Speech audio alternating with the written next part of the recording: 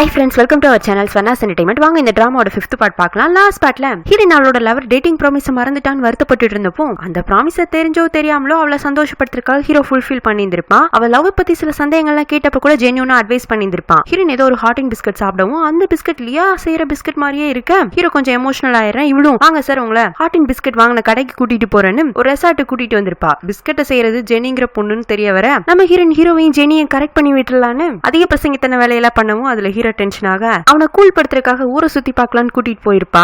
இந்த பாட்டோட ஸ்டார்டிங்ல அடிபட்டிருக்க ஹீரோ தூக்கிட்டு வந்துட்டு இருந்திருப்பான். அவங்க ஒரு குறுகலான பாதையை கிராஸ் பண்ணி வரவும் ஹீரோயின் சந்தோஷத்துல அவனை டைட்டா புடிச்சுக்க அந்த சமயத்துல அவனும் திரும்ப இவன் லிப்ஸ் அவனோட கண்ணத்துல பட்டிருக்கும். அதுல ரெண்டு பேருமே ஸ்டன் ஆயிருந்திருப்பாங்க. அடுத்து என்ன பேசுறது என்ன பண்றேன்னு தெரியாம திருன்னு முடிச்சிட்டு இருக்க ஹீரோயின் தான் உஷாராயி என்ன சார் அதுக்குள்ள நின்னுட்டீங்க, இன்னும் நம்ம போக வேண்டிய தூரம் ரொம்ப இருக்கு அப்படின்னு அதிகாரம் பண்ண ஆரம்பிக்கவும் அப்போ இந்த இன்சிடென்ட் நம்ம நினைக்கிற அளவுக்கு பெருசாகலன்னு ஹீரோவும் அவனை சமாளிச்சுட்டு சரி அடுத்து எப்படி போகணும்னு சொல்லுங்க, நேரா போங்க, அடுத்து ஒரு லெஃப்ட் எடுங்க, நம்ம மெயின் ரோட்டுக்கு போயிடலாம், இன்னும் நிறைய தூரம் இருக்கு, சீக்கிரம் நடங்க அப்படின்னு இவன் ஸ்டெப்ஸ் கவுண்ட் பண்ண ஆரம்பிக்க அவனும் ஓகேன்னு சொல்லிட்டு அவன் சொல்ற பாதையில கூட்டிட்டு போயிட்டு இருக்கான். ஒரு வழியா ரெசார்ட்டுக்கும் வந்து சேர்ந்துறாங்க. ஹீரோனுக்கு கால் சுலுக்கி இருக்கிறதுனால ஜெனியோட அம்மா அவளுக்கு சுலுக்கு எடுத்து விட்டுட்டு இருக்காங்க. அவங்களுக்கு சில வீட்டு வைத்தியம் எல்லாம் தெரிய மாட்டிருக்கு. அதுல இப்படி அப்படின்னு காலை திருப்பி இவ கத்துற மாதிரி இருந்தாலும் கடைசியில கால் கியூர் ஆயிருது. இன்னொரு பக்கம் ஹீரோ வெறுங்காலோட்டு நடந்து வந்ததுனால அவன் சுடுதண்ணிக்குள்ள காலை வச்சுட்டு உட்காந்துட்டு இருக்கான். ஜெனியோட அம்மா பாவம் நீங்க அவ்வளவு தூரம் இந்த பொண்ணு தூக்கிட்டு வந்திருக்கீங்க, அதுவும் இந்த பொண்ணு சொன்ன பாதையில அவளை தூக்கிட்டு வந்திருக்கீங்கன்னா ரொம்ப கஷ்டம், உண்மையிலேயே உங்க ஸ்ட்ரென்த்தை பார்த்து நான் அட்மையர் ஆகுறேன், இந்த பொண்ணு உங்களுக்கு கேர் டேக்கரா இல்ல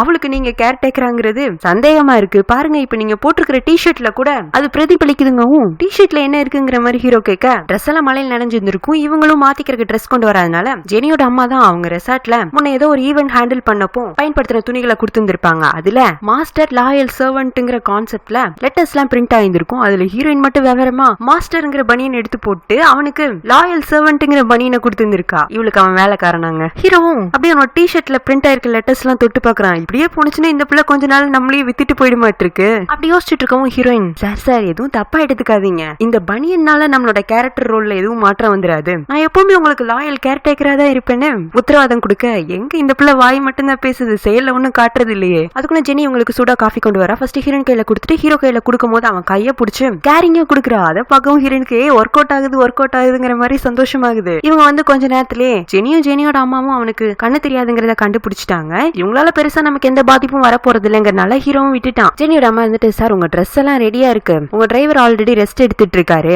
இன்னும் மழையும் விட்ட மாதிரி இல்ல, இந்நேரத்துல கிளம்புனீங்கன்னா உங்களுக்கு கஷ்டம் தான், நீங்க ரெண்டு பேரும் இங்கே இன்னைக்கு நைட்டு தங்கிக்கோங்களீங்க.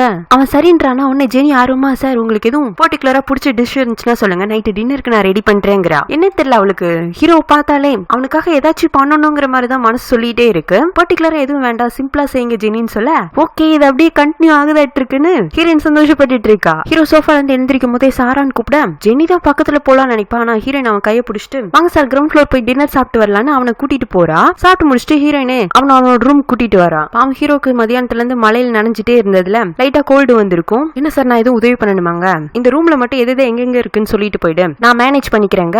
ரூமோட என்ட்ரன்ஸ்ல பாத்ரூம் இருக்கும். அங்க இருந்து லெஃப்ட் எடுத்து 10 ஸ்டெப்ஸ் நடந்து வந்தோம்னா ரூமோட சென்டருக்கு வந்துடலாம். அங்க இருந்து நேரா 3 ஸ்டெப்ஸ் எடுத்தா சென்டர் ஆஃப் த பெட், அப்படியே நீங்க படுத்து ரிலாக்ஸ்டா ஆகலாம். அப்படியே பேக் வழியில திரும்பி நடந்து வந்தீங்கன்னா இங்க கெட்டில் இருக்கு, அதுல சூடான தண்ணி இருக்கு, உங்களுக்கு வேணுங்கிறப்ப தண்ணி குடிச்சிக்கலான்னு எல்லாத்தையும் கையை பிடிச்சி சொல்லி தரவ அங்க இருக்கிற டிவியை பத்தி சொல்லாம போக அவன் தலையை கொண்டு போய் டிவில மோதிக்கவும் ஐயோ சாரி சார் டிவியை பத்தி சொல்றதுக்கு மறந்துட்டேங்க. இல்ல பரவாயில்ல விடுங்க, நீங்க இவ்வளவு தூரம் எனக்கு சரியா நிறைய விஷயங்கள் சொல்லி கொடுத்ததே பெரிய விஷயம், அப்படி சொல்லுங்க இந்த ஒண்ணுதான் மறந்துட்டேன், இப்ப அப்படியே கரெக்டா உங்க பெட்டுக்கு போங்கன்னு சொல்ல அவன் அவளோட உதவி இல்லாம அந்த இடத்துல இருந்து பெட்ல போய் உட்காந்துக்கிறான். சார் சூட ஒரு கிளாஸ் தண்ணி எடுத்துட்டு வரீங்களாங்க. இவ கெட்டில போய் கிளாஸ் வச்சுட்டு ஹீரோ கவுண்ட் பண்ண சொல்லி கொடுத்திருப்பான்ல அதே மாதிரி இவ்வளவு கவுண்ட் பண்ணிட்டு இருக்கா. 1 2 3 4 5 அப்படின்னு சொல்லவும் சார் நம்ம வீட்டுல விட இங்க 20% வாட்டர் அதிகமா நிறைஞ்சிருக்குன்னு அவன் கையில கொண்டு போய் கொடுக்க அவனா சிரிச்சுட்டே அன்னைக்கு நைட் நான் சொல்லி கொடுத்ததுல இன்னும் நீங்க மறக்கவே இல்லையாட்டு இருக்கு, நான் தான் சொல்றேன்ல என்ன மாதிரி சென்சிட்டிவான கேர் டேக்கர் கிடைக்கிறதுல ரொம்ப கஷ்டம், ஏதோ நீங்க ஒரு லக்கி பர்சன்கனால நான் கிடைச்சிருக்கேன், நீங்க எவ்வளவு நாள் இந்த இருட்டுக்குள்ளே இருக்குன்னு விருப்பப்பட்டாலும் பரவாயில்ல, நான் லைஃப்ல உங்க பக்கத்துலயே இருந்து உங்களுக்கு வெளிச்சத்தை காட்டிட்டே இருப்பேங்க. அதுல ஹீரோ ஒரு மாதிரி யோசிக்க ஆரம்பிக்கும். உன்ன ஹீரோயின் வந்துட்டு அச்சோ கொஞ்சம் அதிகப்படியா போயிட்ட மாட்டிருக்கு, லைஃப் லாங் முடியாது, ஆனா கேர் டேக்கரா உங்க பக்கத்துல இருக்கிற வரைக்கும் உங்களுக்காக என்னால பண்ண முடியுமோ அதெல்லாம் நான் பண்றேன் ஓகேவா. அப்புறம் சார் என்னாலதானே உங்களுக்கு வேற இன்னைக்கு நைட்டு கோல்டு வேற பிடிச்சிருச்சு, அன்னைக்கு எனக்கு ஃபீவர் வந்தப்போ நீங்க கவனிச்சுக்கிட்டீங்கல்ல, இன்னைக்கு அதே மாதிரி நான் உங்க பக்கத்துல இருந்து உங்களுக்கு கவனிச்சுக்கிட்டுமாங்க, அதெல்லாம் வேண்டாம் நானே மேனேஜ் பண்ணிக்குவேன்னு சொல்லவும் நீங்களே மேனேஜ் பண்ணிக்குவீங்க, இருந்தாலும் உங்களுக்கு ஏதாச்சும் உதவி தேவைப்பட்டுச்சுன்னா நான் சொல்லி கொடுக்குற ட்ரிக்கை ஃபாலோ பண்ணுங்கன்னு இவ அவனோட பெட் கிட்ட வந்து நின்னுட்டு அங்க இருந்து நேரா 6 ஸ்டெப்ஸ் எடுத்து வச்சோம்னா இந்த ரூமோட வால் இருக்கு, இதை தட்டினீங்கன்னா பக்கத்து ரூம்ல இருக்கிற எனக்கு காது கேட்கும், நான் உடனே உங்களுக்கு உதவி உதவிக்கு ஓடி வந்துருவேன். சார் அதுக்குதான் மொபைல் இருக்குல்ல, நான் உங்களுக்கு கால் பண்றேங்க. சார் மொபைல கால் பண்றது எல்லா கேர்டேக்கரும் பண்றது, நம்ம வித்தியாசமா ஏதாச்சும் ட்ரை பண்ணலாம். ஒருவேளை நான் இந்த சோத தட்டி நீங்க வராம இருந்தீங்கன்னா அது எப்படி வராம இருப்பேன், நீங்க மட்டும் தட்டி பாருங்க நான் எவ்வளவு ஃபாஸ்டா அந்த ரூம்ல இருந்து இங்க ஓடி வரேன்னு பாருங்கன்னு இவ ஓடி எல்லாம் காட்டுறா. எப்படி இது நல்லா இருக்குல்ல, இதே நம்ம ஃபாலோ பண்ணலாமாங்க?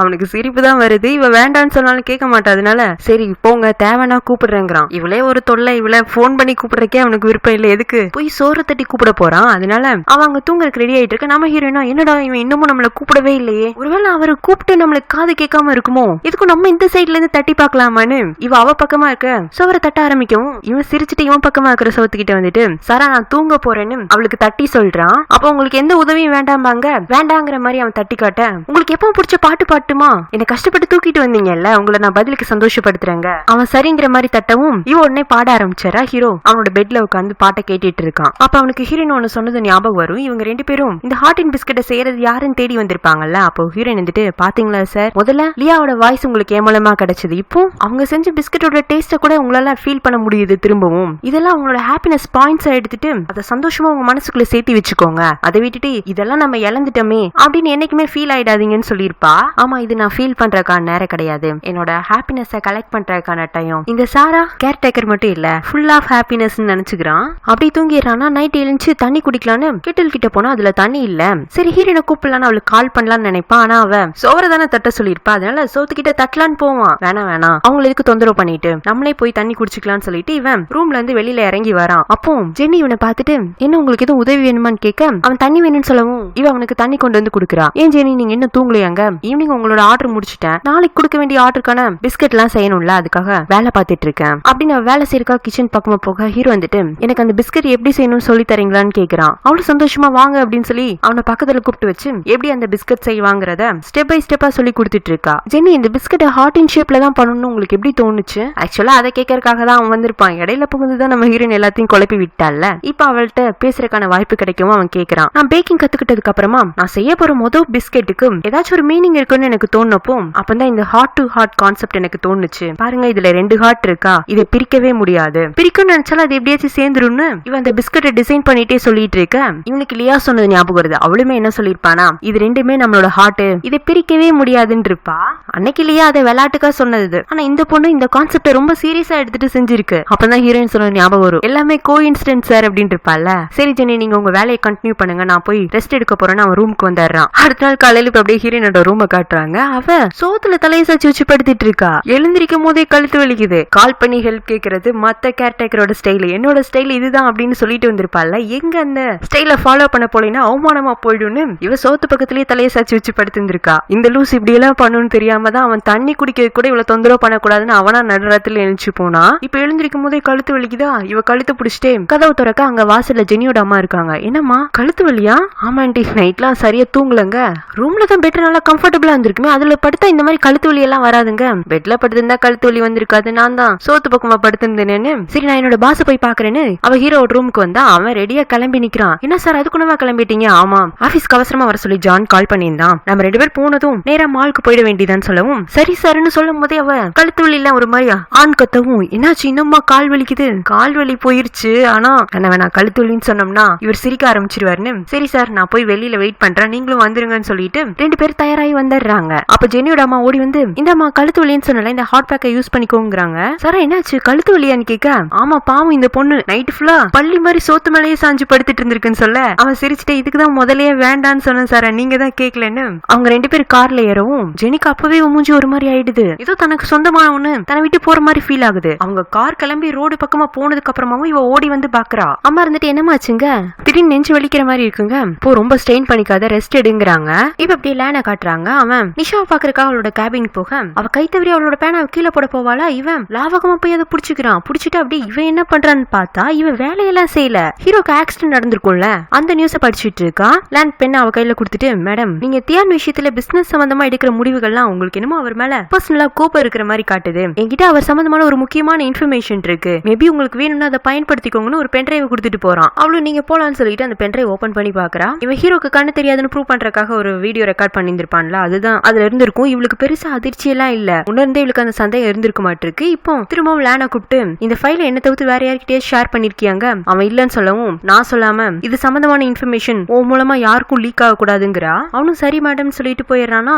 அவன் நினைச்சிருப்பான் இந்த ஃபைல பார்த்ததும் நிஷா மேடம் நம்மள கூப்பிட்டு வச்சு பாராட்டுவாங்க, சந்தோஷப்படுவாங்க அப்படின்லாம் எதிர்பார்த்தா இவங்க என்ன இந்த மாதிரி பேசுறாங்க அப்படின்னு அவனுக்கு ஒண்ணுமே புரியல. நிஷாக்கு இந்த உண்மையெல்லாம் தெரிய வரவும் அவ ஹீரோ பாக்குறதுக்காக வரா. முதல்ல ஜான் விடுறது இல்ல, இருந்தாலும் இவ அசால்ட்டா அவனை மதிக்காம டைரக்டா ஹீரோட கேபின்குள்ளேயே நுழைஞ்சிடுறா. அப்படியே லைட்டா அவனோட ஆக்டிவிட்டிஸ் எல்லாம் நோட் பண்றா. அவளுக்குமே கன்ஃபார்ம் ஆயிடுது ஹீரோக்கு கண்ணு தெரியலன்னு. உடனே அவனோட ஆப்போசிட்ல உட்காந்து, ஏன் தியான என்ன எப்பவுமே அவாய்ட் பண்றீங்க? நான் இதோட உங்களை பாக்குறதுக்காக 2வது முறையா இங்க வந்திருக்கேன். இப்ப நம்ம கொஞ்சம் பர்சனலா பேசலாமா? என்ன உங்களுக்கு ஆரம்பத்துல இருந்து எதனால பிடிக்கல? நான் செல்ஃபிஷ், அரகண்ட் அப்படிங்கறதுனால தானே. இப்ப நான் கம்ப்ளீட்டா மாறிட்டேன். நான் எந்த அளவுக்கு மாறி இருக்கேங்கிறத நீங்க என் கூட பழகி பார்த்தாதான் புரிஞ்சுக்க முடியும்னு இவ அவனோட கைய பிடிக்கவும் ஹீரோ அவளோட கைய உதறி விட்டுட்டு, சாரி நிஷா, உங்களோட மாற்றத்தை தெரிஞ்சுக்கிறதுக்கு நான் விரும்பல. நீங்க எதை எதிர்பார்த்து இங்க வந்திருக்கீங்களோ அதுக்கான பதில் 3 வருஷத்துக்கு முன்னாடி நான் சொன்னதுதான். வேற எதுவும் பிசினஸ் சம்பந்தமா பேசணுமாங்க? என்ன பத்தி அப்ப பர்சனலா தெரிஞ்சுக்கணும் உங்களுக்கு விருப்பம் இல்லைன்னா என் கூட போட்டி போடுறதுக்கு தயாரா இருந்துக்கோங்க. போட்டியோட முடிவு தெரிய வரும்போது என் கூட ஏன் இணக்கமா போலன்னு அப்ப ஃபீல் பண்ணுவீங்கன்னு அவனை மிரட்டிட்டு போறா. அந்த மிரட்டலுக்குலாம் எதுவும் ஹீரோ பயப்படல. இருந்தாலும் நிஷாக்கு இவ்வளவு தூரம் பேசியும் அவன்கிட்ட இருந்து ஒரு பாசிட்டிவ் ரெஸ்பான்ஸும் கிடைக்கலங்கிறதுல கோபமும் அழுகையும் கண்ணுல இருந்து வருது. இவளுக்கா வெளியில வெயிட் பண்ணிட்டு இருக்கலான். அவளை பார்த்துட்டு, என்னாச்சு மேடம்? அந்த தியான எதுவும் உங்களை ஹர்ட் பண்ணிட்டானா? தியான நீங்க உங்க காம்படிட்டரா பாக்கலையாங்க? நீ உன் வேலையை மட்டும் ஃபாலோ பண்ணுன்னு சொல்லிட்டு அவன் முன்னாடி போறா. அவனுக்குமே அப்பதான் லைட்டா பிடிப்படுது இந்த மேடம்க்கு அந்த சார் மேல ஏதோ ஒரு கண்ணுன்னு. நெக்ஸ்ட் சீன்ல ஜான் ஹீரோயின் லியா சம்பந்தமான ஏதாச்சும் இன்ஃபர்மேஷன் கிடைச்சதுன்னா உங்களுக்கு ஷேர் பண்றேன்னு இருப்பான்ல. இப்ப அவனுக்கு ஒரு இன்ஃபர்மேஷன் கிடைச்சிருக்கு. ஹீரோயின் சம்பந்தமான இன்ஃபர்மேஷன் கலெக்ட் பண்ணணும்னா தான் அவங்க அம்மாவோட உதவி தேவை. லியா சம்பந்தமான இன்ஃபர்மேஷனை இவன் தொடர்ச்சியா ஃபாலோ பண்ணதுல லியா பிறந்த ஹாஸ்பிட்டல், அங்க அவ பிறந்தப்போ எடுக்கப்பட்ட போட்டோ எல்லாம் இருக்கு. போட்டோல அன்னைக்கு லியா மட்டும் பிறக்கல, லியா கூட ஒரு ட்வின் சிஸ்டரும் பிறந்திருக்கு. ஜான் போட்டோ கையில வச்சுட்டு, பாஸ் கன்ஃபார்மா சொல்றேன், லியாவோட ட்வின் சிஸ்டர் தான் சாராங்க. இந்த போட்டோ வச்சு மட்டும் நம்மளால கன்ஃபார்ம் பண்ண முடியாது. இல்ல தியானா, அவங்க 2 பேருக்கு இடையில அவ்வளவு உருவ ஒற்றுமை இருக்கு. கண்டிப்பா லியாவோட தங்கச்சியா தான் சாரா இருக்கணும். அப்புறம் இவங்க இந்த ஹீரோயின் ஊர் பக்கமா இருக்கிற சர்ச்ல போய் ஃபாதர் கிட்ட விசாரிக்கிறாங்க. அவருமே சில முக்கியமான தகவல்கள் கொடுக்கவும், இனிமே சாராவோட அம்மா வாயில இருந்து உண்மையை வர வைக்கிறது மட்டும்தான் வேலைன்னு அவங்களை லியாவோட கல்லறை கிட்ட கூட்டிட்டு வராங்க. அவங்களுக்கு முதல்ல எதுக்கு இந்த கல்லறைக்கு நம்மள கூட்டிட்டு வராங்கன்னே தெரியல. சோ ஹீரோ கிட்ட போய், என்ன பணக்காரங்கன்னா ஏதாச்சும் நீ பெரிய ஹோட்டல்ல வச்சு சந்திப்பீங்கன்னு நினைச்சு இங்க கூட்டிட்டு வந்திருக்கீங்க. அவங்க லியாவோட கல்லறையை காட்டி, இது உங்க பொண்ணு தானு கேட்க அவங்க இல்லங்கிறாங்க. போய் சொல்லாதீங்க, லியா உங்க பொண்ணாதான் இருந்திருக்கணும். எங்க சத்தியம் பண்ணி சொல்லுங்க இந்த கல்லறை மேலங்க. அவங்க அப்படியே அழுதுட்டே அந்த கல்லறையை தொட்டு பாக்குறாங்க. அவன் என் பொண்ணாதான் இருந்திருக்கணும், ஆனா என்னால அவளை என் பொண்ணா கூட வச்சுக்க முடியல. லியா சாரா 2 பேருமே ரெட்டை குழந்தைங்க, ஆனா எனக்கு பிறந்தது கிடையாது அப்படின்ட்டு இவங்க ஒரு கதை சொல்ல ஆரம்பிக்கிறாங்க. இவங்களுக்கு ரொம்ப நாளா குழந்தைங்க இருந்திருக்காது. இரண்டு ஊர்ல ஒரு ஃபேரி காட் கோயில் இருக்குன்னு சொல்லியிருந்திருப்பேன்ல, அந்த கோயில்ல தான் இவங்க பிரார்த்தனை வைக்க போயிருந்திருப்பாங்க. அப்படி ஒரு நாள் அவங்க பிரார்த்தனை முடிச்சுட்டு வரும்போது வாசல்ல 2 குழந்தைங்க இருந்திருக்கு. குழந்தையே இல்லாம கஷ்டப்பட்டவங்களுக்கு 2 குழந்தைங்க கிடைக்கவும் சந்தோஷம் தான். ஆனா அவங்களோட குடும்ப வறுமை அந்த 2 குழந்தைங்களையும் வச்சுக்க முடியாத சூழ்நிலை. சோ ஒரு குழந்தைய கொண்டு போய் ஃபாதர் கிட்ட கொடுத்துட்டு ஹீரோனை மட்டும் வச்சு வளர்த்திட்டு இருந்திருப்பாங்க. அப்புறமா ரொம்ப நாள் கழிச்சு பிறந்ததுதான் அவங்களுக்கு அலெக்ஸ். அவனுக்கு உடம்பு சரியில்லாம போகவும் ஃபாதர் கிட்ட ஹெல்ப் கேட்க அவர் தான் சர்ச் மூலமா அவனுக்கும் உதவி பண்ணிட்டு இருந்திருப்பாரு. இது சம்பந்தமான சில இன்ஃபர்மேஷன் தான் ஃபாதர் இவங்கள்ட்ட கொடுத்திருப்பாரு. இப்ப அம்மா உண்மையெல்லாம் சொல்லிடுறாங்க. தயவு செஞ்சு சாரா என் பொண்ணு இல்லைன்னு நீங்க அவள்கிட்ட சொல்லிடாதீங்க. இல்ல கண்டிப்பா அவளுக்கு இந்த உண்மை தெரிஞ்சே ஆகும்னா அதை நானே சொல்றேன், பிளீஸ் தம்பி அப்படின்னு அவங்க ஹீரோ கிட்ட கெஞ்சவும் அவங்களும் இது உங்களோட விஷயம், நாங்க தலையிட மாட்டோம்ட்டு போயிடுறாங்க. அடுத்து அம்மா வீட்டுக்கு வந்து அவங்களுக்கு முதல்ல 2 குழந்தைங்க கிடைச்சதும் அந்த சந்தோஷத்துல போட்டோ எல்லாம் எடுத்து வச்சிருந்திருப்பாங்களாட்டு இருக்கு. இப்போ அதை பார்த்து அழுதுட்டு இருக்காங்க. சாரிமா லியா, நான் ஒரு துரதிருஷ்டசாலி அம்மா தான். எப்பவுமே கடவுள் எனக்கு 2 வரம் கொடுத்தும் அதை நான் ஒண்ணு தவற விட்டுட்டேன். அதனாலதான் எனக்கு பிறந்த பையனை நான் கூட வச்சுக்க முடியாத மாதிரி போயிருச்சு. இப்ப சாராவையும் என்னால விட்டு கொடுக்க முடியாது. கண்டிப்பா என் பொண்ணு கிட்ட நான் அவ அம்மா இல்லன்னு சொல்ல மாட்டேங்கிறாங்க. இங்க ஜான் இருந்துட்டு ஹீரோ கிட்ட, சாராவோட அம்மா கண்டிப்பா அவகிட்ட உண்மையை சொல்ல போறது இல்ல, எனக்கு அவங்கள பத்தி நல்லா தெரியுங்க, விடு ஜான். ஏதோ ஆர்வ கோளாறுல நம்ம ஒரு உண்மையை கண்டுபிடிக்க போய் இவ்வளவு விஷயத்தை தெரிஞ்சுக்கிட்டோம். இதுக்கு மேல அந்த குடும்பத்துல நம்ம குழப்பத்தை ஏற்படுத்த வேண்டாம். சில பொய்கள் மறைக்கப்படுறதுனால எந்த தப்பும் இல்லங்கிறான். எல்லா விஷயத்திலயும் மெச்சூர்டா யோசிக்கிறேன் என் ஃப்ரெண்டு. அந்த ஐயா ஆபரேஷனை பத்தி மட்டும் ஏன் யோசிக்கிறது இல்ல? இந்த மாசத்துல கூட ஆபரேஷனுக்காக உனக்கு என்ட்ரி லிஸ்ட்ல பேர் கொடுத்துட்டு வந்திருக்கேன். என்ன ஆபரேஷன் பண்ணிக்கிறியா? லியாவும் சாராவும் எந்த அளவுக்கு ஒரே மாதிரி இருக்காங்கன்னு தெரிஞ்சுக்கிறதுல உனக்கு ஆர்வம் இல்லையாங்க? வேண்டாம், லியா என்னோட லவ், சாரா என்னோட ஹாப்பினஸ். நான் தெளிவா இருக்கேன், இதுக்கு மேல நான் எதுவும் குழப்பிக்க விரும்பலங்கிறான். நெக்ஸ்ட் சீன்ல ஹீரோட அம்மாவும் ஃபேயோட அப்பாவும் ஹீரோ பாக்குறதுக்காக அவனோட வீட்டுக்கு வராங்க. எல்லாரும் ஃபேமிலியா சாப்பிட்டுட்டு இருப்பாங்களா. இன்னைக்கு அவங்க 2 பேரும் ஏதோ ஒரு முடிவோட தான் வந்திருப்பாங்களா இருக்கு. ஹீரோனோட ஆக்டிவிட்டிஸ்ல நோட் பண்ணிட்டே இருக்காங்க. அவ ஹீரோக்கு வேணுங்கிறதெல்லாம் பார்த்து செஞ்சு கொடுக்க அவனுமே ஸ்மைல் பண்ணிட்டு அதெல்லாம் ஏத்துக்கிறான். ரொம்ப நாள் தான் பையன் முகத்துல சிரிப்பே காணாம போயிருந்திருக்குமா, இப்போ அதெல்லாம் பார்க்கவும் ஓகே பேசுங்க அப்படிங்கிற மாதிரி அம்மா அங்கிள் கிட்ட கண்ணை காட்ட அவர் ஒண்ணு இருந்துட்டு, தியான் நம்ம ஃபாரஸ்ட் ரெஸ்டாரண்ட் பக்கத்துல ஒரு மவுண்டைன் இருக்கு, அங்குள்ள மக்கள் எல்லாம் பேசிட்டு இருந்தாங்க. டைகர் லில்லிஸ்னு கலர்ஃபுல்லான ஏதோ ஒரு பூ இருக்காமா, ஏதோ அரிய வகையான பூ சில இடங்கள்ல தான் தென்படுங்கிறாங்க. நம்ம எல்லாரும் ஃபேமிலியா மவுண்டைன் ட்ரிப் போய் டைகர் லில்லி பார்க்க போலாம், வேணா சாராவையும் உனக்கு உதவியா கூட்டிட்டு போலாங்க. அங்கிள் டைகர் லில்லியை பத்தி எனக்கும் ரீசெண்டா தான் தெரிய வந்துச்சு. அப்புறம் அதை பத்தின இன்ஃபர்மேஷன் கலெக்ட் பண்ணும் போதுதான் அந்த பூவை நம்ம ஆகஸ்ட் மாசம் மட்டும் தான் பார்க்க முடியும். இப்பதான் நவம்பர் ஆச்சே, டைகர் லில்லி பார்க்கணும் நம்ம ஃபேமிலி இன்னும் 10 மாசம் மாசம் வெயிட் பண்ணணுங்க. பக்கத்துல இருக்கிற ஹீரோயினா 4 நாளைக்கு முன்னாடி அந்த பூவை தானே பார்த்துன்னு அவங்க கிட்ட கதை விட்டுருப்பா. அவ அப்படியே திருட்டு முழிச்சிட்டு இருக்கா. அப்ப இவருக்கு எல்லாமே தெரிஞ்சு போயிருச்சா அப்படின்னு கியூட்டான ரியாக்ஷன் கொடுத்துட்டு இருக்க. இவ எப்படி இந்த மாதிரி ஒரு ரியாக்ஷன் தான் கொடுப்பான்னு ஹீரோவால பார்க்க முடியலனாலும் அவ பக்கமா திரும்பி சிரிச்சிட்டு இருக்கான். இதெல்லாம் பார்க்கவும் அம்மா வேற மாதிரி ஏதோ கொஞ்சம் கன்ஃபர்மேஷன் பண்ணிட்டு திரும்ப அவங்க ஹஸ்பண்ட பேச சொல்ல, சாரா இதுக்கு முன்னாடி என் பையனுக்கு எத்தனையோ கேர்டேக்கர் எல்லாம் வந்திருக்காங்க. ஆனா அவங்க எல்லாம் வந்த கொஞ்ச நாளே போயிடுவாங்க. இவன் தனியா இருக்கிறதுக்கு தான் எப்பவுமே விருப்பப்படுவான். ஆனா எப்படி ஒன்ன மட்டும் வச்சு இவ்வளவு நாள் சமாளிக்கிறான்னு தெரியல. நீ என் பையனை பத்தி என்ன நினைக்கிறேங்க? சிடுமூஞ்சி, கோவக்காரரு, கொலகாரன், பொறுக்கி அப்படின்னு ஒவ்வொன்னா சொல்லிட்டு போக ஹீரோட ஃபேஸ் ரியாக்ஷன்லாம் மாறுது. அம்மாவும் அங்கிளும் கூட ஒரு மாதிரி பாத்துட்டு இருக்க. இவனே சிரிச்சுட்டே, இதெல்லாம் முதல்ல நான் அவரை பத்தி நினைச்சது. இப்போ எனக்கு தியா அண்ணா ரொம்ப ரொம்ப நல்லவரா தெரியறாரு. அவர் மாதிரி ஒருத்தரை நம்ம வேற எங்கேயுமே பார்க்க முடியாதுங்கவும் உடனே அங்கிளும் சந்தோஷமா, ஆமா எங்க பையன் தான் எப்பவுமே பெஸ்ட். படிப்புல ஆகட்டும், வேலையாகட்டும், எல்லாத்துலயுமே அவன் தான் நம்பர் 1 இது வரைக்கும் இருந்திருக்கான். அதுலயும் கூட இருக்கிற ஃபேமிலி மெம்பர்ஸ் எல்லாம் பார்த்து கவனிச்சுக்குவான். ஒரு எக்ஸாம்பிளுக்கு சொல்றேன் பாரு. பொதுவா லவர்ஸ் எல்லாம் அவங்க கேர்ள் ஃபிரெண்ட் பர்த்டே, அவங்க ஃபர்ஸ்ட் டேட், ஃபர்ஸ்ட் ஹக் அதெல்லாம் மறந்துடுவாங்களா? அது எதையுமே என் பையன் மறக்க மாட்டான். எல்லாத்தையும் ஞாபகம் வச்சு கூட இருக்கிறவங்கள சர்ப்ரைஸ் பண்ணிட்டே இருப்பான்னு அவர் சொல்லிட்டு இருக்கும் போது ஹீரோ இடையில புகுந்து அங்கிள் ஸ்டாப் பண்ணுங்கிறான். இவங்க எதை ட்ரை பண்றாங்களோ அது இவங்க 2 பேரை விட அவ நல்லா பண்ணுவா. ஏன்னா அவனையும் ஜெனியும் செட்டப் பண்றதுக்காக அவ பண்ண வேலையெல்லாம் வந்து கூட இருந்து பார்த்தான்ல. ஆனா அம்மா அங்கிளும் அவனை மதிக்காம இன்னும் ஹீரோவோட அருமை பெருமைகள்லாம் அடிக்கிட்டே போக அவன் தலையில கை வச்சுட்டு உட்காந்துக்க ஹீரோனும் ஒவ்வொன்னா சிரிச்சுட்டு கேட்டுட்டு, அங்கிள் ஆன்டி போது நிப்பாட்டுங்க, இப்ப என்ன ட்ரை பண்றீங்க? நான் உங்க பையனை டேட் பண்ணணும் சொல்றீங்களா? சாரி அது என்னால முடியாது, எனக்கு ஆல்ரெடி பாய் ஃப்ரெண்ட் இருக்கு அப்படின்னு டக்குன ஒரு குண்டு தூக்கி போட அம்மாக்கும் அங்கிளுக்கும் மூஞ்சியே போயிடுது. அப்போ நம்மளோட ராஜதந்திரங்கள் அத்தனையும் வீணா போச்சா? ஒருவேளை நம்ம இதைத்தான் ட்ரை பண்றோம்னு இந்த பொண்ணுக்கு தெரிஞ்சிருந்தா கூட இவ்வளவு வெளிப்படையா பதில் சொல்லியிருக்க வேண்டாமேன்னு அவங்க எல்லாரும் மாறி மாறி மூஞ்சியை பாத்துக்க ஹீரோயினே சாரி, இனிமே இதுக்கு மேல அவங்க பக்கத்துல இருந்தா உங்களுக்கு எம்பாரசிங்கா இருக்கும், நீங்க ஃபேமிலியா சாப்பிடுங்க, எனக்கு வேற வேலை இருக்குன்னு அவ எழுந்து போயிடுறா. ஹீரோ வந்துட்டு, நான் தான் முதல்லயே ஸ்டாப் பண்ணுங்கன்னு சொன்னல அங்கிள், சாரா வேற மாதிரி பொண்ணு, அவங்கள்ட்ட நம்ம பேச்சு கொடுத்தோம்னா பல்ப் நமக்கு தான் கிடைக்குங்க.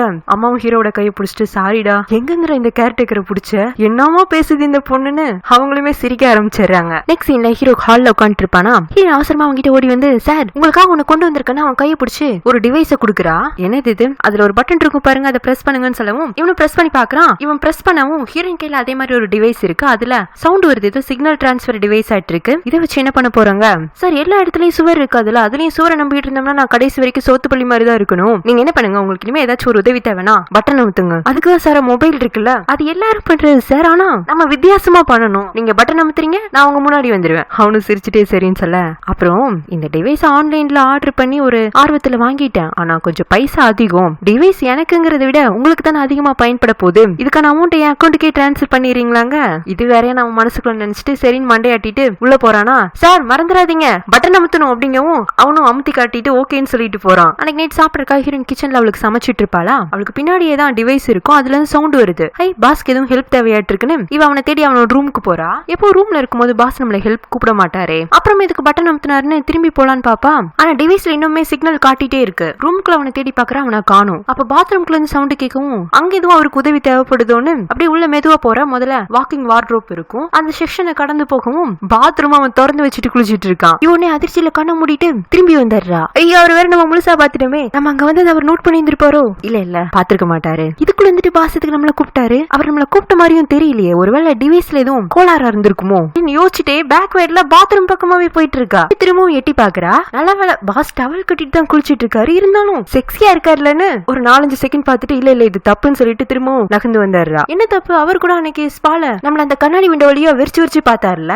அவரை மன்னிச்சு இல்ல என்ன திரும்பவும் பேக் வேர்ட்ல போய் இது இவ்வளவு மன்னிச்சா அன்னைக்கு நம்ம ஹீரோ என்னென்ன கெட்ட வார்த்தை திட்டினா அதெல்லாம் மனசுல இல்லாம இன்னும் ஒரு 4-5 செகண்ட் எக்ஸ்ட்ராவா நின்னு ஹீரோ குளிக்கதை எட்டி பார்த்துட்டு, இல்ல சாரா அன்னைக்கு அவர் எப்படி உன்னை பாத்துருப்பாரு, அவருக்கு தான் கண்ணு தெரியாதுல்ல, அதுக்கு என்ன நானா பொறுப்பு? அவர் தலையெழுத்து இவ திரும்பவும் ஒளிஞ்சு நின்று ஹீரோவை பார்த்துட்டு இல்ல இது ரொம்பவுமே தப்புன்னு முன்னாடி வரா பின்னாடி போறா. ஆனா ஹீரோவை மட்டும் பார்க்காம இருக்க மாட்டேங்கிறாங்க. கடைசி அவன் குளிச்சு முடிக்க போறான்னு தெரிஞ்சதும் இவ அவளோட ரூம் ஓடி வந்துடுறா. எதுக்கு அவளுக்கு சிக்னல் வந்த மாதிரி காட்டியிருக்கும்னா, ஹீரோ அந்த டிவைஸ் மேல குளிக்க முன்னாடி வாட்சை கழட்டி வச்சுட்டு போயிருந்திருப்பான். அதனாலதான் அவளுக்கு சவுண்ட் வந்துட்டு இருந்திருக்கு. இப்ப அவ அவளோட ரூம்க்கு வந்து உட்காந்துட்டு, எனக்கு வேற ஒரு பாய் ஃப்ரெண்ட் இருக்கு, இப்ப நான் அவரை குளிக்கும் போது எட்டி பார்த்தது எதுவும் அஃபேர்ல சேருமோ? இல்ல எத்தனை படத்துல இந்த மாதிரி ஆக்டர்ஸ் குளிக்கிற சீனை போக்கஸ் பண்ணி காட்டியிருக்காங்க, அந்த மாதிரி இதுவும் ஒரு சீன் என்னால லைவா பார்க்க முடிச்சது, நான் பாத்துட்டு வந்தேன். சாரா இருந்தாலும் பிலிம் வேற ரியல் லைஃப் வேற இல்ல. இவ மொபைல் எடுத்து லேண்ட் போட்டோ கிட்ட, சாரி நான் வேணும்னு பாக்கல, பாக்குற மாதிரி அந்த பாடி பில்ட் ஆகி இருந்துச்சு அதனாலதான் பாத்துட்டேன் அப்படின்னு ஏதோ உளறிட்டு, ஐயோ இன்னைக்கு நம்ம பேசுற வார்த்தை கூட சரியில்லை, எல்லாத்துக்கும் காரணம் இந்த தியானோட அப்பா அம்மா தான், தேவையில்லாம என்ன எதோ பேசி என்ன குழப்பி விட்டுட்டாங்க, இல்லைன்னா நான் ரொம்ப நல்லவன், நான் பார்த்த இந்த விஷயங்கள் எல்லாம் உடனே மறந்தாகன்னு மொபைல தூக்கி போட்டு பெட்ஷீட் மூடி தூங்கிடுறா. எப்படி பாருங்க இவ திரும்ப எட்டி பார்த்துட்டு கடைசியில ஹீரோவோட அப்பா அம்மா மேல பழி தூக்கி போட்டாங்க. இப்ப அப்படியே ஃபேய காட்டுறாங்க. அவ திரும்பவும் சர்ச்சுக்கு கன்ஃபெஸ் பண்றதுக்காக வரா. இந்த முறையுமே சர்வீஸ்க்கு அலெக்ஸ் தான் உட்காந்துட்டு இருக்கான். அவங்களோட வாய்ஸ் கேட்டதுமே இவதான் தெரிஞ்சு போயிடுது. இருந்தாலும் இந்த முறையும் அவன் தன்னை யாருன்னு காட்டிக்கிறது இல்ல. இவளுக்குமே வாய்ஸை வச்சு அன்னைக்கு இருந்த ஃபாதர் தான் தெரிஞ்சு போயிடுது. ஃபாதர் அதே விஷயத்துக்காக தான் நான் திரும்பவும் வந்திருக்கேன். எங்க அண்ணனுக்கு பொண்ணு பார்க்க ஆரம்பிச்சிட்டாங்க. அதுவும் யாரு தெரியுமா, எங்க அண்ணன் கூட இருக்கிற கேரக்டர். அந்த பொண்ணு எனக்கு சுத்தமா பிடிக்கல. வந்து 1.5 மாசம் தான் ஆச்சு. அதுக்குள்ள எங்க அண்ணன் கிட்ட பெரிய மாற்றத்தை கொண்டு வந்துட்டானா அப்பா அம்மாவும் மாறி மாறி பேசி பேசி சந்தோஷப்பட்டுக்கிறாங்க. அந்த பொண்ணு அண்ணாவோட லைஃப்க்கு வந்தா நல்லா இருக்கும் அப்படிங்கறதுக்காக 2 பேரும் டைரக்டா அந்த பொண்ணு கிட்டே போய் பேசி இருக்காங்க. இப்போதைக்கு அந்த பொண்ணு வேண்டான்னு சொல்லிருச்சு. ஆனா எப்பனாலும் அண்ணா கிட்ட இருக்கிற சொத்துக்காக திரும்பி வந்தாலும் வந்துரும். நீங்க என்ன பண்ணுங்க, சர்ச்சில் கூட்டு பிரார்த்தனை வைக்கும் போது எங்க அண்ணனும் அந்த பொண்ணும் சேரக்கூடாதுன்னு பிரார்த்தனை வச்சிருங்கிறா. இல்லம்மா, இந்த மாதிரி ரெக்வஸ்ட் எல்லாம் நம்ம கடவுள் கிட்ட வைக்க முடியாது. ஏன், நம்ம எது கேட்டாலும் கடவுள் கொடுக்குறேன்னு இருக்காருல்ல, எனக்கு இதுதான் வேணும் வாங்கி கொடுங்கிறா. உனக்கு உங்க அண்ணன் மேல இருக்கிறது அன்பு, அது காதல் கிடையாது, புரிஞ்சுக்கோங்க.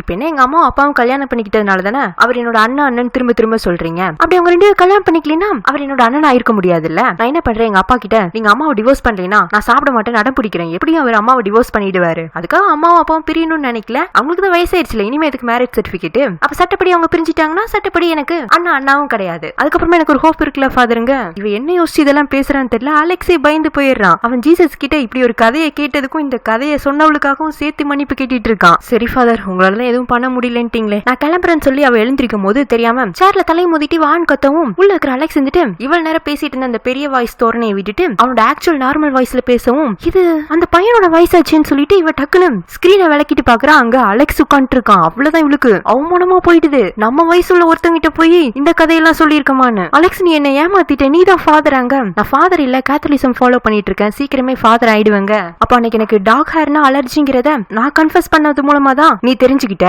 நான் கேட்டப்பவே நீ உண்மையை சொல்லி இருந்திருக்கலாம்லங்க. கன்ஃபஸ் பண்ண விஷயத்தை வெளியில சொல்லக்கூடாது, அது ரூல்ல இருக்குங்கவும். ஆமால, நீ சொல்றது சரிதான். ஆனா இனிமே எனக்கு உங்ககிட்ட பேசுறதுக்கு விருப்பம் இல்ல. நம்ம பேசுறது நீ யார்கிட்டயும் சொல்லக்கூடாதுங்க. இதான் கன்ஃபெஷன் ஆச்சு, இதை நான் யார்கிட்டயும் சொல்ல மாட்டேன் அப்படின்னு அவன் ரொம்ப பவ்யமா பேசிட்டு இருக்கான். இவளா சேப்போ உன்ல பேசுறதே வேஸ்ட்ங்கிற மாதிரி கோச்சிட்டு போயிடுறா. இங்க ஹீரோனுக்கு அவங்க அம்மா கால் பண்றாங்க. என்னம்மா இன்னைக்கு வீட்டுல தான் இருக்கியா, உங்க பாஸ் ஃப்ரீயா இருக்காரான்னு கேட்க, எதுக்குமா அவரை பத்தி கேக்குறேன். இல்ல, நீ அங்க வேலைக்கு போய் 1 மாசம் ஆயிடுச்சுல, அவர் மூலமா நம்ம நிறையவே பயனடைஞ்சிருக்கோம். பதிலுக்கு நம்ம அவருக்கு ஏதாவது திருப்பி செய்ய வேண்டாமா, நம்ம வீட்டுல அவருக்கு ஒரு விருந்து கொடுக்கலான்னு சொல்ல, என்னமா திடீர்னு நீ பாஸ் மேல இவ்வளவு அக்கறைப்படுற. இல்லடி, அவர் ஒரு பையன் மாதிரி எனக்கு ஸ்கார்ஃப் எல்லாம் வாங்கி கொடுத்தாருல, பதிலுக்கு நான் என் பையனுக்கு விருந்து கொடுக்க வேண்டாமா. கூட வேண்டாம், உங்க பாஸோட அசிஸ்டன்ட் ஜானையும் கூட்டிட்டு வாங்கங்கிறாங்க. இவ்வளவு சரின்னு சொல்லிட்டு சரி எங்க அம்மா உங்களுக்கு விருந்து கொடுக்கணும்னு ஆசைப்படுறாங்க, வரீங்களான்னு ஹீரோ கிட்ட கேட்க, முதல்ல அவன் வேண்டான்னு தான் சொல்லுவான். ஏன்னா அவங்க லியா சாரா சம்பந்தமா தான் பேசுற கூப்பிடுறாங்கன்னு தெரியுது. இருந்தாலும் நம்ம ஹீரோயின் தான் விட மாட்டாளே. அவன் நாள் ஃபுல்லா நச்சு பண்ணி எப்படியும் அவன் மனசை மாத்தி ஹீரோவையும் ஜானையும் அவங்க வீட்டுக்கு கூட்டிட்டு வந்துட்டு இருக்கான். ஹீரோனோட வீடு மலை மேலதான் இருக்கும். அவங்க ஊருக்கு வந்ததுக்கு அப்புறமா வீட்டுக்கு கேபிள் கார் வழியா தான் போக முடியும். அதுக்கு ஒரு 20 மினிட்ஸ் ஆகுமா. ஹீரோயின் வந்துட்டு, சார் போன முறை நம்ம அவசரமா லியா பத்தி விசாரிக்க வந்ததுனால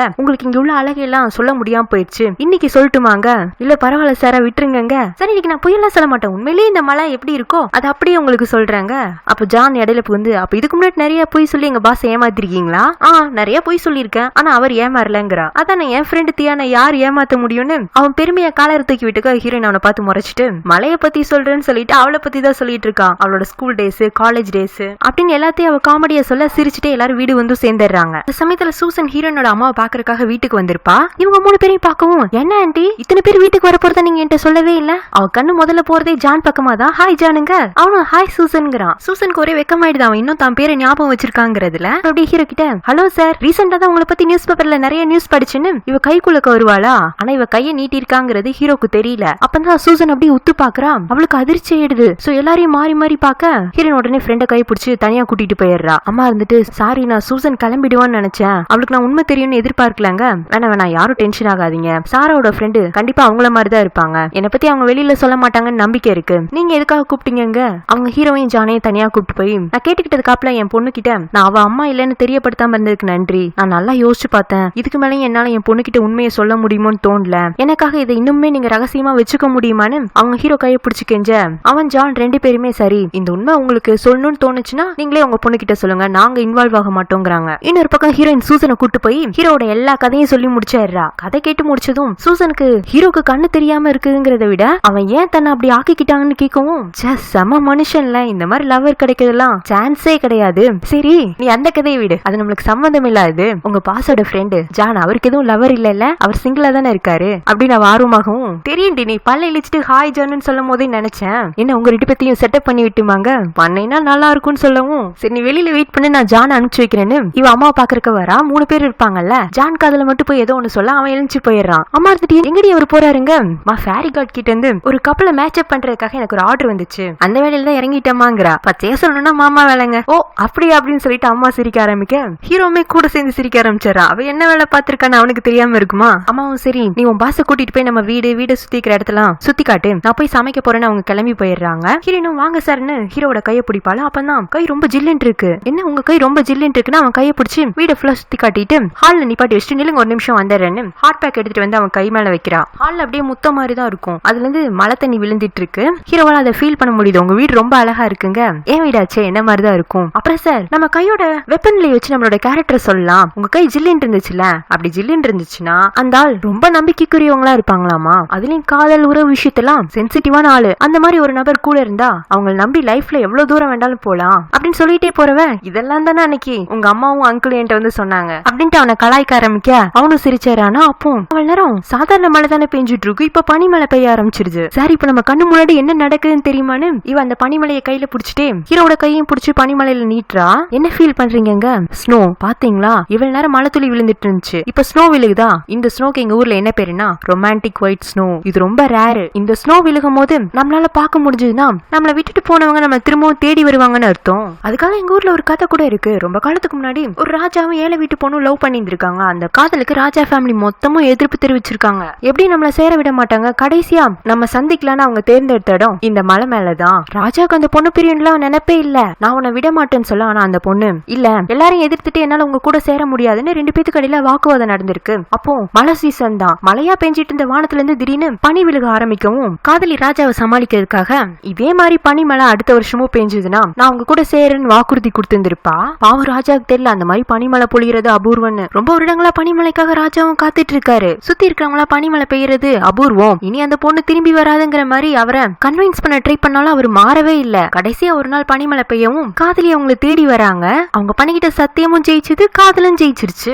அவங்க எங்க சேர்ந்தாங்கன்னு உங்களை கூட்டிட்டு போய் காட்டுட்டுமான்னு ஒரு இடத்துக்கு கூட்டிட்டு வரா. ஏதோ அது நினைவிடம் மாதிரி வச்சிருக்காங்களாட்டு இருக்கு. அங்க ஒரு மரம் இருக்கு, அந்த மரத்துக்கடியில தான் அந்த சத்தியமும் நடந்தது, அவங்க சேரவும் செஞ்சிருப்பாங்க. சார் இப்ப நம்ம அந்த மரத்துக்கடியில தான் நிக்கிறோம். நான் சொன்ன கதையை பத்தி நீங்க என்ன நினைக்கிறீங்க? நல்லா ஹாப்பி எண்டிங் ஸ்டோரி தானே. அந்த காதலன் காத்துட்டு இருந்தது வீணா போகல, அவங்க ரெண்டு பேரும் சேர்ந்துட்டாங்களேன்னு சொல்ல. இதுக்குதான் கதையை மேலோட்டமா பார்க்க கூடாதுங்கிறது. அவங்க ஒன்னும் இந்த வருஷம் சத்தியம் பண்ணி அடுத்த வருஷம் சேரலையே. எத்தனை நாட்களா அந்த ராஜா தனிமையிலேயே கழிச்சிருப்பாரு. கூட இந்த ஃப்ரெண்ட்ஸ், ஃபேமிலிஸ், அவரோட மக்கள்னு எல்லாரையுமே ஒதுக்கி வச்சுட்டு அந்த பொண்ணுக்காக மட்டுமே வாழ்ந்துட்டு இருந்தாரு. அது ரொம்ப தப்பு இல்ல. காதல் மட்டும் ஒரு எமோஷன் கிடையாதுல்ல, பாசம், அன்பு, சகோதரத்துவம், நட்பு எல்லாமே ஒரு உணர்வு தானே. அந்த எந்த உணர்வுக்குமே அந்த ராஜா மதிப்பு கொடுக்கல. அவர் ஒரு சுயநலவாதின்னு சொல்லவும் இவனுக்கு ஒரு மாதிரி ஆயிடுது. ஏன்னா இவன் காதலிக்காக அவன் கண்ணை தியாகம் பண்ணிட்டான். ஆனா கூட இருக்கிறவங்க எல்லாரும் இவனுக்காக வருத்தப்படுறாங்கல்ல. சோ எப்படியாச்சும் ராஜாவோட பாயிண்ட், அதாவது இவனோட பாயிண்ட் சரிங்கிற மாதிரி ப்ரூவ் பண்ற விதத்துல இவன் அந்த மரத்து மேல கை வச்சுட்டு அப்படிப்பட்ட முடிவு ஒண்ணு ராஜா சாதாரணமா எடுத்திருக்க மாட்டாரு. அந்த பொண்ணுதான் வேணும்னு அவர் முடிவு பண்ணியிருந்தானா அதுக்காக அவர் எவ்வளவு யோசிச்சிருந்திருப்பாரு. தன்னோட லைஃபே அவதாங்கிற அளவுக்கு அவர் ஒரு கற்பனை கோட்டையை உருவாக்கி வச்சிருந்திருப்பாரு. எப்படி அந்த கோட்டையை உடைச்சிட்டு அவரால் திரும்பி போக முடியும்? அவர் செஞ்சது சரிங்கிறத அவர் சார்பில் இருந்து யோசிச்சாதான் தெரியுங்க. சரி, ஒருவேளை பனிமழை பெய்யாமையே போயிருச்சுன்னா ராஜாவோட வாழ்க்கையே வீணா இருந்திருக்கும்ல. அவரால் இந்த உலகத்துல எந்த சந்தோஷத்தையும் பார்க்க முடியாம போயிருந்திருக்கும்ல. நடக்காத ஒரு விஷயத்துக்காக கூட இருக்கிறவங்க எல்லாம் காயப்படுத்துறதை விட நம்மளால அந்த நேரத்துல எதை சரி பண்ண முடியுமோ அதை யோசிக்கிறதா ரொம்ப உகந்ததா இருக்கும். ஏன் திடீர்னு அந்த ராஜாக்கு நீங்க ரொம்ப சப்போர்ட் பண்ணி பேசுறீங்க? ஏன்னா ராஜா உங்களை மாதிரியே இருந்திருக்காருல. இப்போ ஒன்னும் டைம் ஆகல சார், திரும்பி பார்த்தாதான் இருட்டா இருக்கும். முன்னாடி போலான்னு நினைச்சோம்னா வெளிச்சம் ஆயிடும். அப்படி நீங்க வெளிச்சப்படுத்தணும்னு நினைச்சீங்கன்னா உங்க பக்கத்துல இருக்கிறவங்கள உங்களுக்காக சந்தோஷப்படுவாங்க. என்ன சார் ஐ ஆபரேஷன் பண்ணிட்டு ராஜாவும் அந்த பொண்ணும் சேர்ந்த இடம் எப்படி இருக்குன்னு நீங்களே வந்து பாக்குறீங்களாங்க? சாரா இந்த கதை உண்மையிலேயே நடந்துச்சா இல்ல எனக்காக நீங்களா ஒரு கதையை உருவாக்குனீங்களாங்க? கதை உண்மையா நடந்துச்சா என்னன்னு தெரியல, ஆனா அப்படி ஒரு கதை இருந்துச்சு. அதுல என்னோட கருத்தை நான் சொல்லிட்டேன், முடிவு உங்க கையில. இப்ப போலாமா? எங்க அம்மா சமைச்சு வச்சிருப்பாங்க, சாப்பாடு ரெடியா இருக்கும்னு அவன் அங்க இருந்து கூட்டிட்டு வந்துடுறா. ஹீரோயின் சொன்ன மாதிரி அப்படி ஒரு கதை நடந்ததுதான். அதுல எல்லாருமே அந்த லவ் சேர்ந்ததுதான் பெரிய விஷயமா பேசியிருந்திருப்பாங்க. இவ ஒரு கருத்து சொல்லியிருப்பாள்ல, அது இவளோட தனிப்பட்ட கருத்து. அது ஹீரோவுக்கு பொருந்தி போகவும் அவனோட உள் மனசு குத்துது. இவ சொன்ன கதைனால மாற்றம் வரப்போதா இல்ல இவளே ஹீரோவோட லைஃப்ல மாற்றத்தை கொண்டு வர போறாளாங்கிறத நெக்ஸ்ட் பார்ட் பார்த்து தெரிஞ்சுக்கலாம். அதுக்கு மறக்காம இந்த வீடியோவை லைக் பண்ணி சேனலை சப்ஸ்கிரைப் பண்ணி பெல் ஐக்கனை பிரஸ் பண்ணி வச்சுக்கோங்க. Have a nice day. Bye friends.